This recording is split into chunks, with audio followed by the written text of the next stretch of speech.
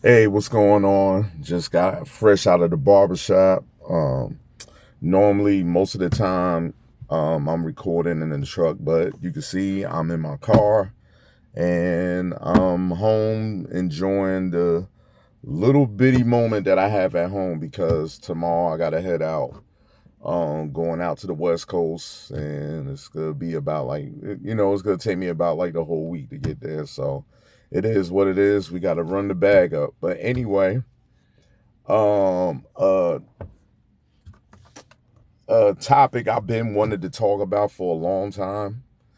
Um, and this been happening recently. Like, listen, we are in some very trying times.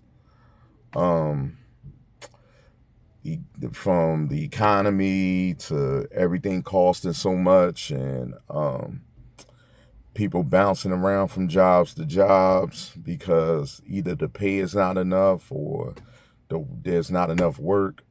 But whatever you have to do, whatever you have to do, please find a place to stay.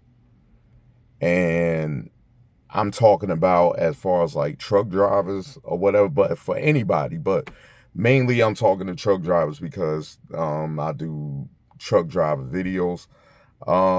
You have to find a place to stay. You have to find a place of welfare for yourself so you can recover and for your family. I know some of us, we may not have a great support system, and we majority of us are in a bind.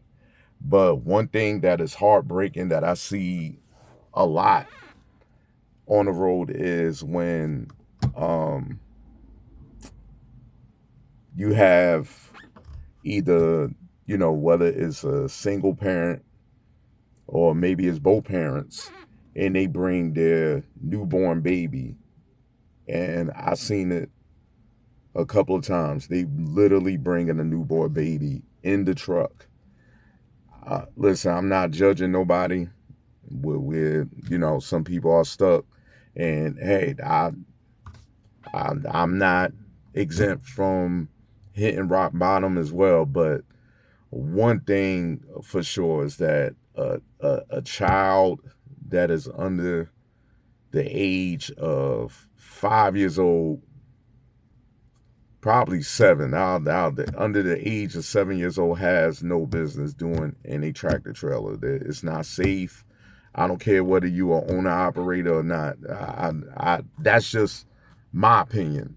Y'all do what y'all want, but I'm not putting no baby in no truck. But because of that reason, when you see a car seat in a semi, and um do what you have to do, grind it out, and start stacking so you can have somewhere to come home to off the road.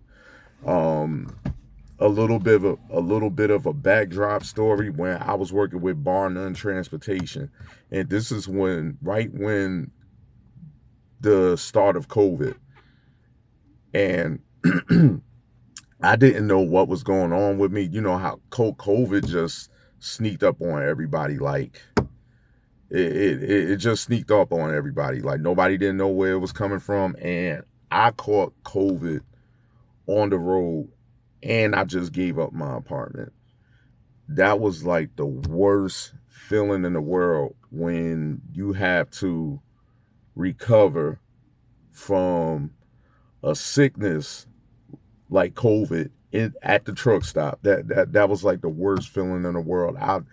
I wanted to go home, but I didn't have nowhere to go home to. I mean, I could have had got a hotel room, but then I would have had to check out. So, it just does yourself due diligence in a favor for you to have a place to stay. I know we try to save as much money as possible, and you save more money by maybe, instead of paying, 15, 1600, whatever the rent costs in your market and everything. And doing that, but I'm just saying for your health concern and for your risk concern, you know, you probably want to start looking at just getting a small place, even if you got to rent a bedroom or whatever. It's people renting bedrooms all over the place now. You know, you don't even have to get a whole apartment.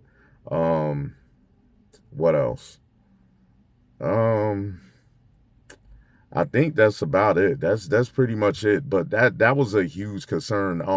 My daughter's mother, she's a recruiter, um, has an applicant, and he has a wife and a baby, and you know they was just pleading with the company for them to, you know, put them in a hotel while he was in orientation, and while, you know, once orientation is done, ask permission to have his wife and the baby in the truck with him. So these are the times that we living in.